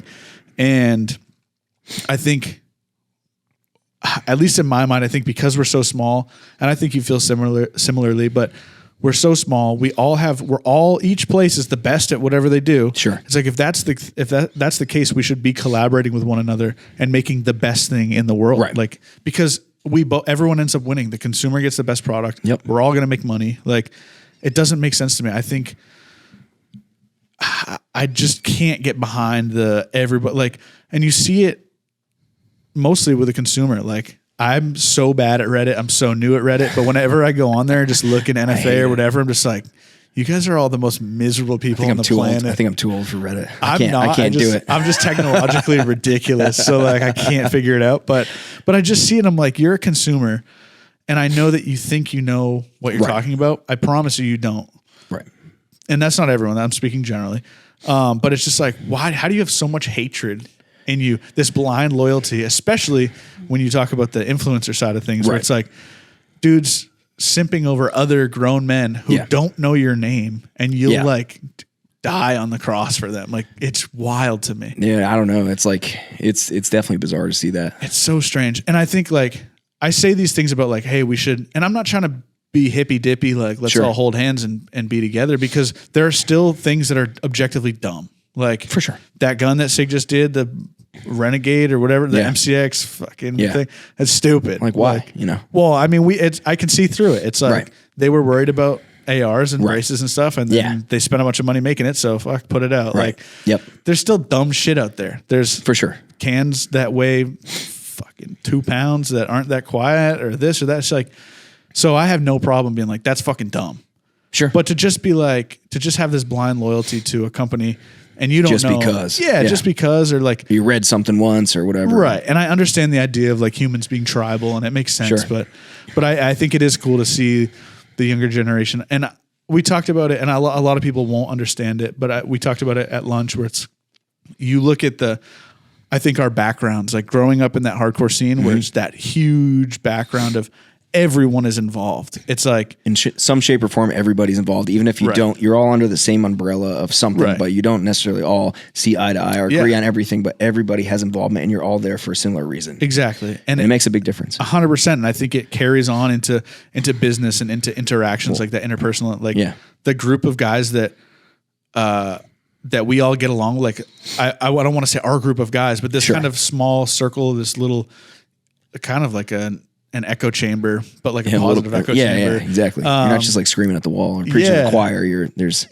And like we all get, every time we're at SHOT Show, it's you see this group of guys all sitting together, and it's all the shithead tattooed idiots. Right. But like we all came from a similar background, and we all feel the same way. Like, yo, you work for this company and our companies have beef, but you need something from me. Dude, let me help you out. Like, and I kind of have an interesting take on the holster side of thing. I was kind of telling you earlier is like, there's so many people, new gun owners popping up every single day in this country. Every single day in this country, that even if all of the holster makers, maybe the better part of 200 or more makers in the country that we're a part of, got together and all pooled their resources and made holsters, there would still not be enough Kydex holsters at the end of any given year to supply every single person who's getting a new gun with a holster. So as much as that we're in competition in the sense that, you know, this company is doing a special thing with their style holster, and then this one's trying to be more comfortable. You know, everyone's trying to have the best holster, right? It makes sense, right? Of course. You want to be new, innovative, you want to be comfortable, concealable, all the, safe, all the above. But like, there's enough room within holsters, for instance, for everybody to eat. Right. And a lot of room for growth still. And that's an interesting kind of way to look at it too, because at Q, like you got a tour of the whole place, and we're not huge. I mean, we're a bigger company now, but I mean, in the reality of it, and I've talked to Kevin about it, and he's kind of just sort of off air, him just telling me like, and this was a few years ago, this is kind of before we grew to the level that we're at now, and we're continuously growing, but he basically told me, he's like, I don't need to be the biggest company. I don't need to be SIG. I don't need to be any of that. He's like, if I can capture 10% of the industry, or like the consumer base in the industry, he's like, that keeps the lights on. It allows me to keep doing the innovations that I want to make. It allows me to do what I want to do. That's what I need. Granted, there's things, it's not as simple as just doing that. Obviously you have to grow to be able to continue doing that. And especially as the consumer base grows, that 10% is now exponentially more people than it was before. So you have to grow, but it is cool where it's like, the gun industry is not exactly the same holster wise. Like, I guess realistically, but it's just, there's so many more gun companies that it's like, you do have to knock this person or do something better than this person, do something better, where realistically, if you have this entire sea of people, none of the holster companies should be fighting with each other or negging each other. I mean, there's certain stuff that we just can't physically offer every single model, because there's a lot of dumb handguns out there that people like to carry for whatever reason. I'm not going to get into that, but if you write us about it, I'm happy to give you my opinion, but in a nice way, and I'll steer you in a better way. But that being said, like, we can't possibly make every single option for every single gun out there, right? Just, it's like, it would be hundreds and hundreds and hundreds of selections. And there are companies that have been around longer than us that make more than we do. And we have a very strong lineup of 40 something models right now, very popular pistols. And we're always adding to that with accessories as well. Different, and I think that's something that a lot of people don't understand is they think of like, oh, there's a mold with a light and that's it. No, but it's like, you have to have all these different cut paths. You need to have all these different molds that, accompany the specific light and the specific gun and the specific length and the specific attachment and all this. So it becomes a lot. For like Glock 19, for instance, we have countless molds that, for this one specific type of pistol. And it's a very popular type of pistol, obviously. But if we don't have it, people write us all the time on a daily basis. Hey, we're looking for this. And maybe if it's a new gun that we are going to be adding, we'll say, hey, Q3 this year, whatever, we're going to have it, whatever.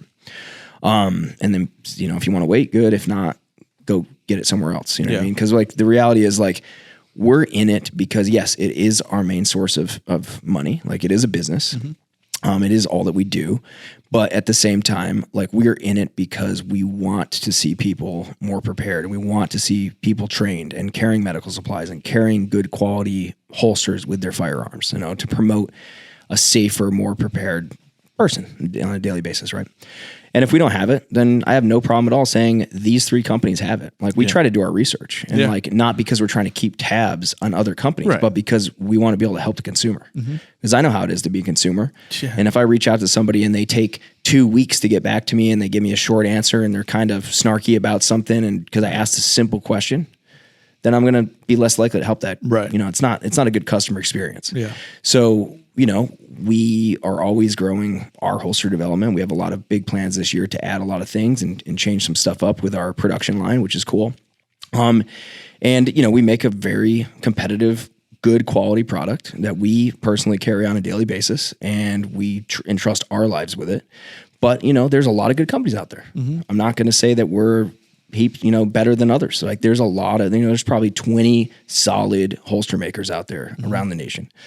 And if they make something that works better for you, then you should go with them, because I want to promote carrying your firearm. Right. So, would you say that that's kind of the ethos of Guerrilla Tactical, is that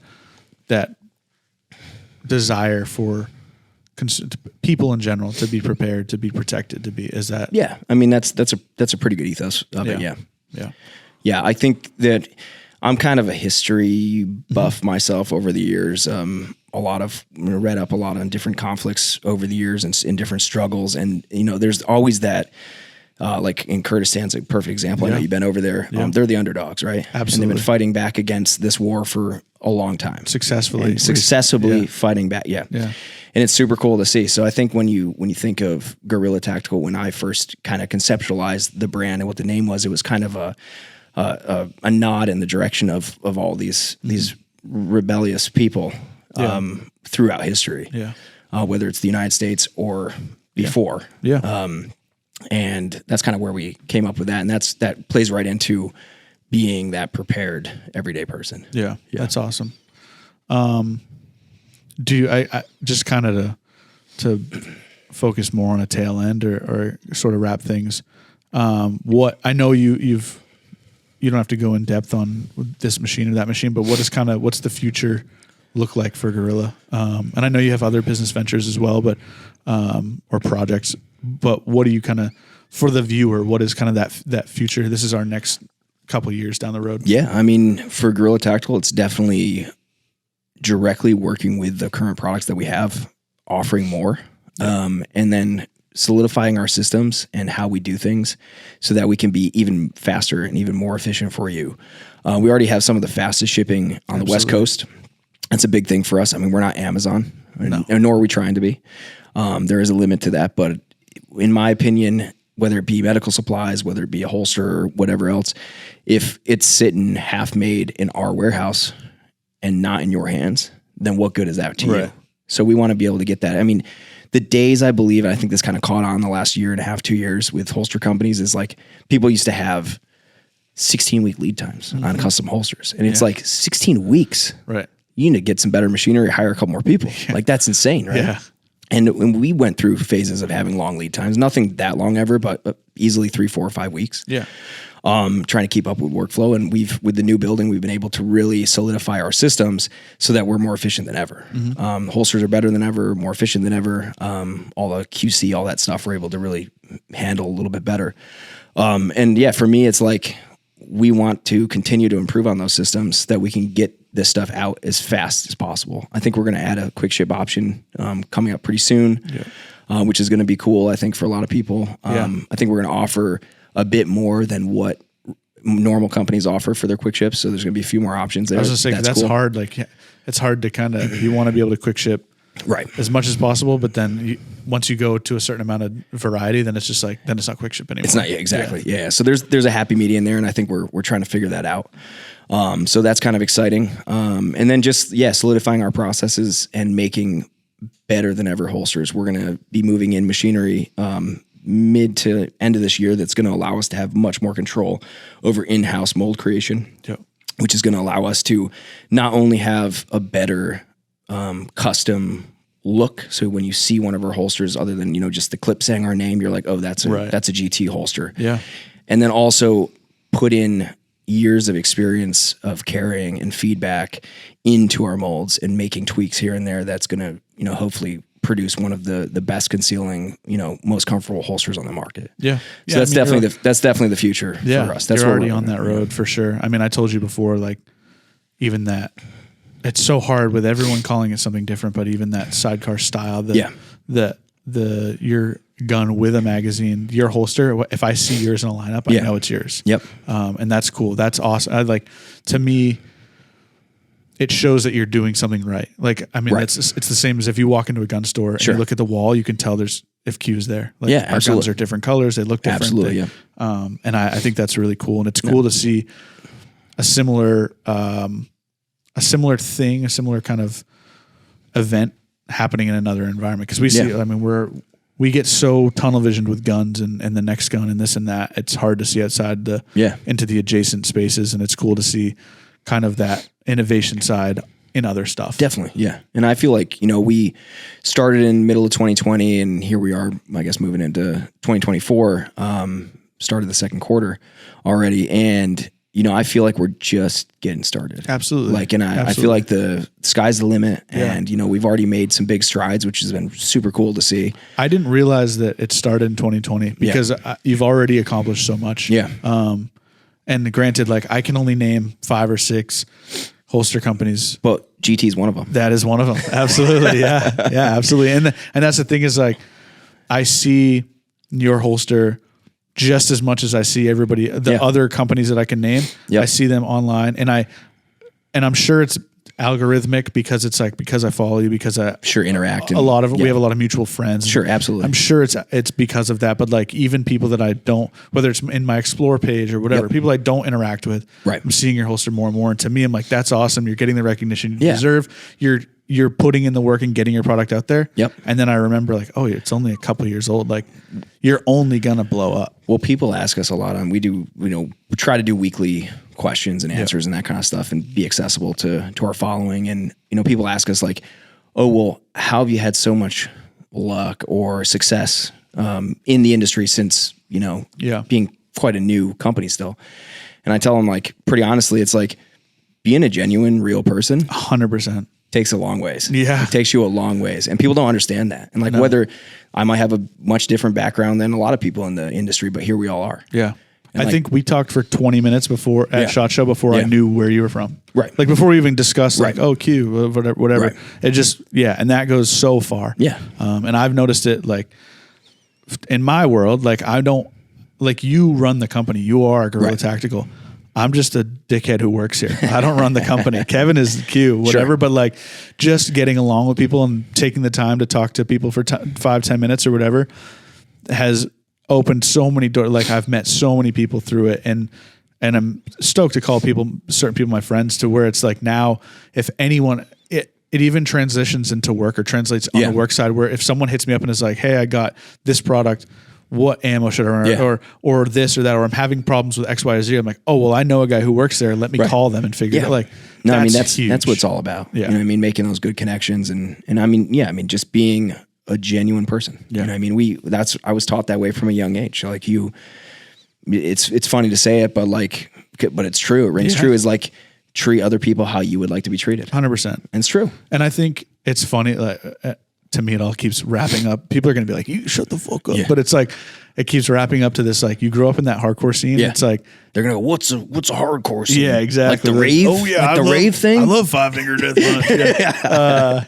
No, but it's like, I think that kids that grew up in the hardcore scene, I think have no problem being themselves. Yeah. Like, self-expression being completely genuine. Is welcomed. Yeah. Right. Being completely genuine, knowing who you are as a person. And like, there's no one in the world that if I have to go have a conversation with them, that is going to intimidate me by like, no way. Yeah. I don't give a fuck. I can go talk to anybody. Right. And that's a skill that, you know, kids I say this, I feel old saying it, kids these days. Yeah. But it's true. Like, I mean, these people, they don't have that, you know, they grew up in an iPod, you know, generation right in their face all the time. And those interpersonal social skills are kind of lost. Yeah. It's really sad to see because, I mean, I grew up in the 90s, and we didn't have that. I didn't have the internet until 2000 something. You know what I mean? So it's like, you know, you had to put yourself out there. You had to talk to people, whether they're young, old, in between. It is such a weird, like, I'm not even 30 and I'm 29 and you're not that far into your 30s. Yeah.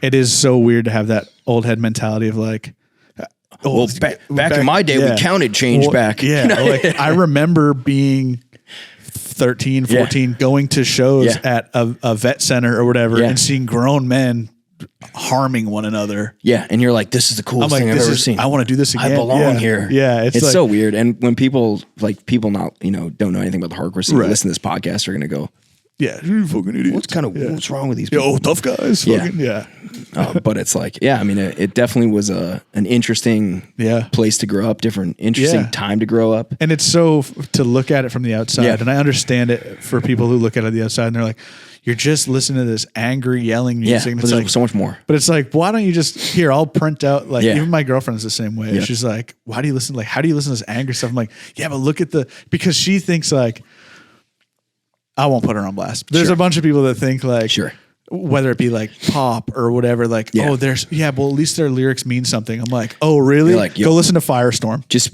because you don't know what they're saying, can't understand it, doesn't mean it doesn't mean something. Yeah. Like they're talking about standing up for what you believe in, like treating others the way they should be treated. And you know, whether or not you believe what those lyrics are about, it's like there's mad respect for people who put themselves out there to stand up for what they believe in. 100%. And that's one of the things we do stand for at Guerrilla Tactical. Yeah. We want to give you the tools for success, but we also want to applaud people who, you know, do what 100%. They feel is doing what's right. And equally, you should be just as willing to call people out for being kooks. Absolutely. And I think that's something that this younger generation of the gun industry, I think you see it.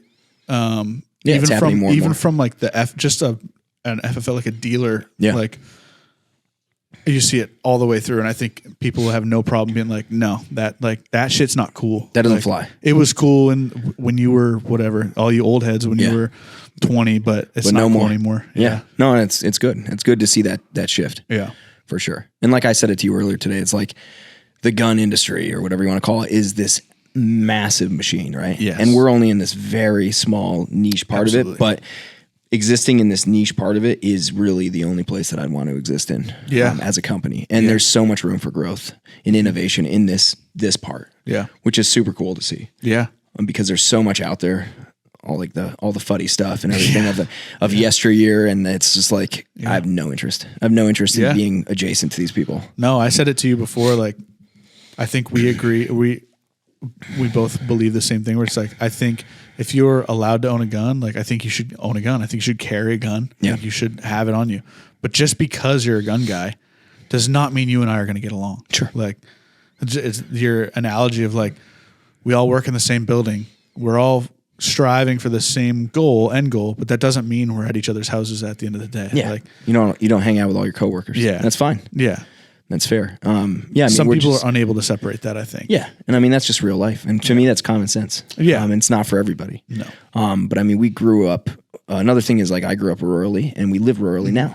And like, there are people around us from the town closest to us to up all around us and even further up into the hills with a myriad of beliefs. You know what I mean? And Absolutely. That's just life, right? Yeah. And you know, during election time, you'll drive up one road and it'll be all signs for one person, and drive down another adjacent road, it'll be all signs for the other person. And that's fine and good and how it is or whatever. But when push comes to shove, it's a community. Like your immediate people are a community. Yeah. And like when a big snowstorm comes through, no one gets together and says, oh, well, what do you think about this? What do you think about that? It's, hey, we need to clear the road. I have a tractor. I have a plow. Yeah. Oh, I'm going to do this. Oh, you need fuel. I have it, whatever. Yeah. Everyone's happy to jump in. And that's really cool to see, because at the end of the day, people are trying to get home to their families. Right. And we just want to promote, you should be a good person, be genuine, 100%. Be a good person. And that's your community. Tight. So build your community up, and you're stronger for it. Yeah. Hard to argue with that. Yeah. I guess for the last little bit, couple questions. Yeah. It's a ideal day. What do you carry? What's your everyday carry on your for everything or gun wise? Everything.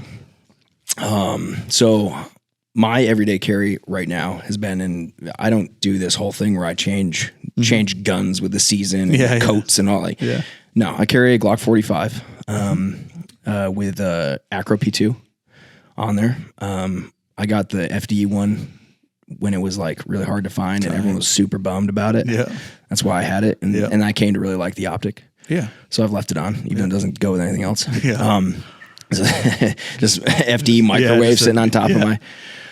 So I carry Glock 45. I used to be a 19 guy all the time, but I have pretty big hands, so couple extra rounds doesn't hurt either. Yeah, that's great. And then just having that 17 grip really helps a lot. Yep. For purchase on the weapon. I carry one of our side-by-side holsters. Yep. I have a TLR-7A on the gun. Definitely a big proponent of weapon lights. Yeah, should always have them. Have a good one. Don't buy some crap on Amazon that was just because it was $50. But it's a light and a laser. Also, yeah, green or red. Yeah. It doesn't. No holster companies make holsters for them, so don't email us and ask because they suck. Yeah.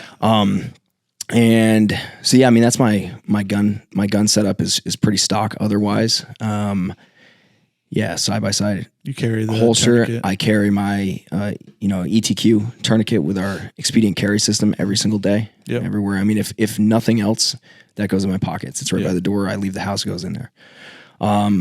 And also our KISS med pack. Yep. Down my right thigh, concealed medical supplies. So I feel pretty set up when I leave the house with that stuff, and I think it's easy to remember. Are you a knife guy? You made knives. Are you a knife guy? Yeah. I carry like a folder usually. Yeah. Kershaw or something like that, just to have something. Yeah, open boxes. Maybe not so much of a defensive tool, but no, yeah. But I do like Black Triangle stuff. Black Triangle. When they're the coolest dude too. Yeah, he is a super cool dude. Dude. Super cool dude. And he's a big jiu-jitsu guy too. So that's a plus for me. Have you been to his spot in Virginia Beach? I haven't been down there. Cool. We've met and talked a bunch and everything. We actually talking about doing some collaborations later this year. Yeah. I'd love to go down and see what he's got going on, but I don't make it back to the East Coast that much anymore. Yeah. We talked a little bit about it. We got to run it by the big guy, but it'd be cool to do. I think it's important. I think that we have that same mentality of like, if you're going to carry a gun or even if it's not a defensive gun, whether it's like you're going to go to the range and you're going to shoot. I mean, someone's most likely to get shot at a range than just walking around. Absolutely. And I think that it's important to I would like to offer, because we have no medical stuff on our website and like that. And I don't think it's something that we need to start stocking, but I think it would be cool to offer the consumer a package where if they buy the gun, they can also buy this bag. It's a bag, it's a whatever, whether it be a range bag or whatever. And it also comes with a basic, whether it be the KISS or just a basic med kit with them. And it's all encompassed. They don't have to worry about sourcing individual parts, whatever. It just comes in. No, I mean, that's the other thing too that we find is with getting so many customer service emails and whatnot is like making it as super easy as possible, as most digestible information as possible for a consumer. And I'm sure you know this. Then they don't have to weed through so much to get the knowledge that they need. And it's kind of goes the same way with products. Like, if they come to us and we could say, oh, you have nothing. Well, here's the holster you need. Here's a light that we offer. Here's an optic. You can do it all. The only thing we don't sell is the gun. Then you can get it all together. Here's a discount code. We'll hook you up, and you can get it all at one place. It makes it much easier. So that kind of stuff is a great idea. It's like the range setup or whatever. Yeah. That's something we'll have to kind of toss around. Maybe if consumers see this, they can, like guys that watch, they can kind of chime in on it. But I think it would be cool to link up with you guys or whoever and just try to come up with a run of, here's everything you need, just buy it and go to the range. Yeah. I mean, any involvement we can have with other companies trying to promote a similar message in the sense of getting people more prepared or ready for, the worst day happens at the range. Like, I want to hear that you're ready and had a tourniquet. And your friend didn't die. Even these guys, a lot of our consumers are hunters, and a lot of them are like backwoods hunters and stuff like that. The fix is a 5-pound gun. Guys will go sheep hunt with it, do whatever.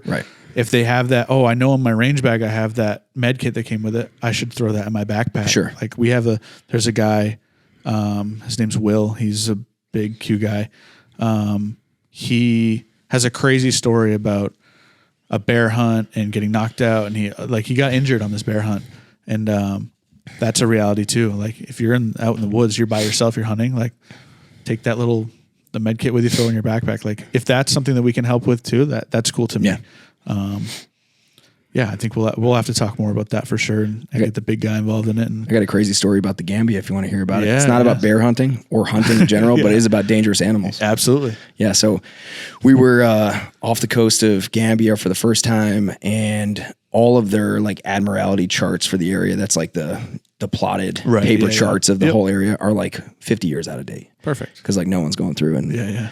so we were supposed to take 2 of the small ribs in to pick up soldiers on like a secluded dock, hidden away from everyone, because it's the kind of thing that if you alert the country that you're there before, and like just very specific people get to know, then everybody knows. Right. It's like just everyone tells. Yeah. Yeah. Kind of messes up some of the plans. So we took 2 of the ribs in, and there was like this small gap in, there was like a sandbar about 1.5 miles off, and the tides were going up. So we were like, okay, it's cool. Yeah, we're fine. We have depth sounders on the boats, and we're like, okay, we have to follow this. And then according to this chart, there's going to be this one swath that's like, 10 feet deep or whatever through the sand.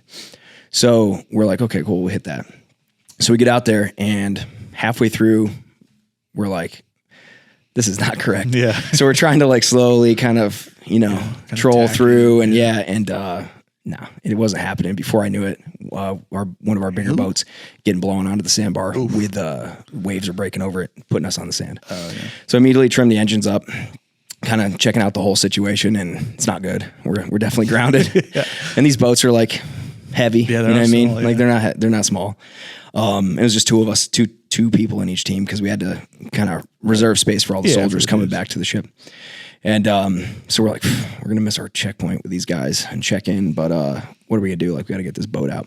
So we were able to get out, spawn the boat. We're up to like chest, waist, a little over waist deep, up to our chest of water, and the tide's slowly coming in, so we have that to our advantage.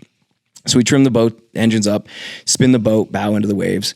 Every time a wave breaks on the sandbar, it lifts the boat off the sand, right? So my buddy and I are in the water, and as soon as that happens, we push as hard as we can. Everything we have moves an inch, comes up over and over, repeat it. And finally, we get the boat free of the sand after probably 30 minutes of pushing as hard as we can. We're exhausted. We jump back in, trim them down.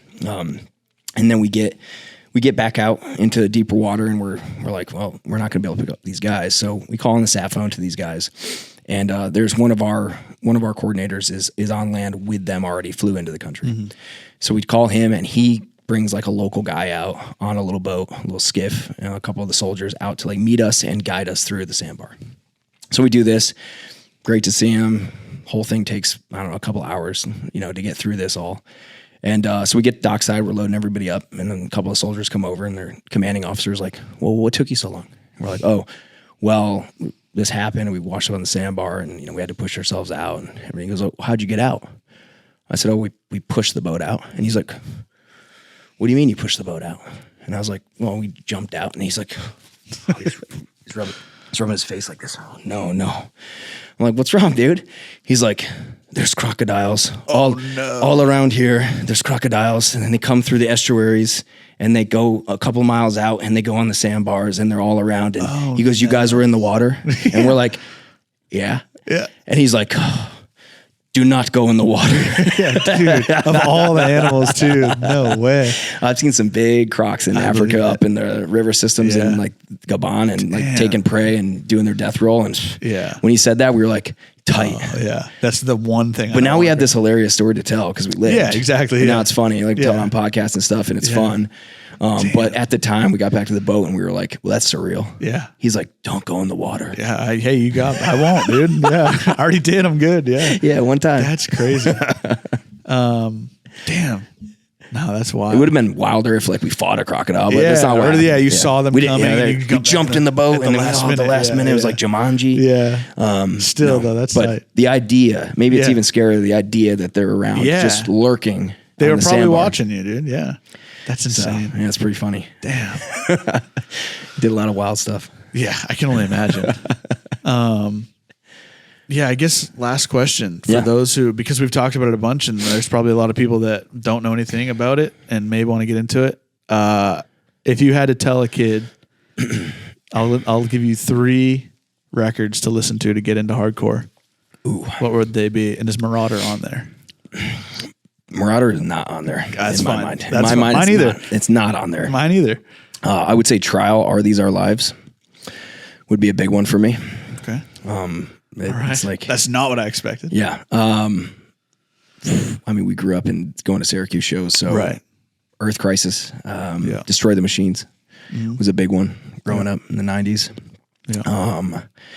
And then I guess like another Syracuse band, like Another Victim or The Promise would be. Oh, The Promise would be a big one for me. Cool. Believer is one of the. I actually have lyrics tattooed on my chest from Believer.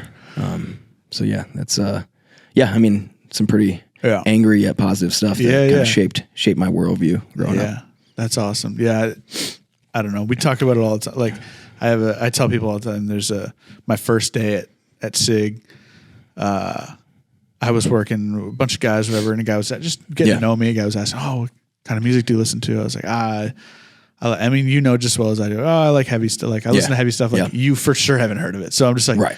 And not because we're cooler. It's just like you don't listen to it. It's shitty, so you don't want to hear it. Yeah. But I'm like, sound like it was recorded in the basement. Yeah. I'm like, I listen to like a lot of heavy stuff or whatever. But I'll listen to whatever. And he was like, oh, heavy stuff. He's like, I know a little something about heavy stuff. And he fucking rolls his t-shirt up. And he's got this massive Slipknot S just on the side. Which and now I'm like, that's tough as like, fuck. That's sick. Yeah. But at the time I was like, not that like, kind of heavy nerd. stuff. Yeah, I was like, not that kind of heavy stuff, whatever. But now I'm like, that's tough. Yeah. Dude. Like that's super cool. But yeah, no, people it's funny. So Colin, our marketing manager, like I grew up in hardcore, like our buddy Tommy, who is one of the people who listen to this are familiar with Thomas. He was in like a heavy band growing up too. Like that's just whatever. There's so much crossover that we're finding out. Oh yeah. As it comes out more and more, like someone sees me on YouTube, sees the tattoos or whatever, and they're like, hey, wait a minute. Yeah. I saw you in that DVD and bought. No, yeah. Right. It was called a Boston Beatdown. Yeah. So yeah, I mean, the crossover as you know, you see it. It happens all the time. Absolutely. There's so many like old hardcore dudes who are either in the industry or big shooters or whatever. And it's just really cool to see. It's cool. I'm personally am a fan of some gatekeeping, but but it is very cool to see people getting into hardcore and really like whether people are pissed off about it, but like Turnstile made like hardcore accessible for people like recently. Yeah.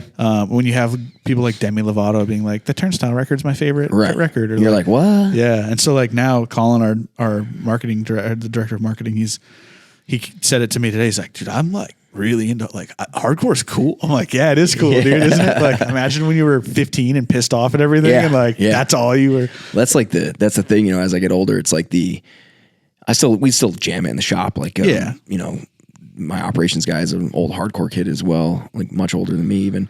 And we still jam it, you know what I mean? And we have, you know, people are into it there. Yeah.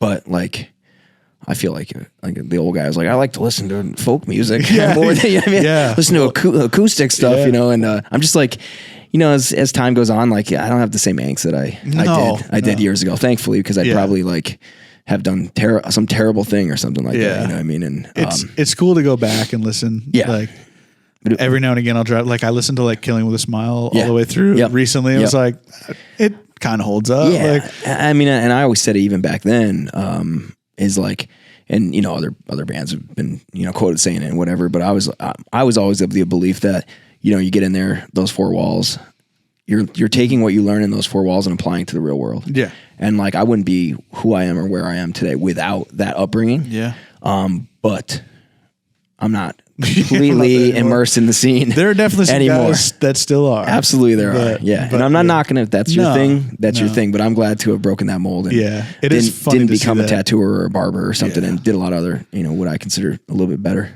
cooler things with my life. It is funny to see that kind of progression and transition into other things. Like, I mean, between me, Tommy, and the other dude, like we're in a band together that Kevin plays all the time, whatever. But like everyone in the band, we all know each other. Some of us went to high school together, but we all know each other from playing in bands on shows together, like heavy bands, whether it be metalcore or hardcore or whatever.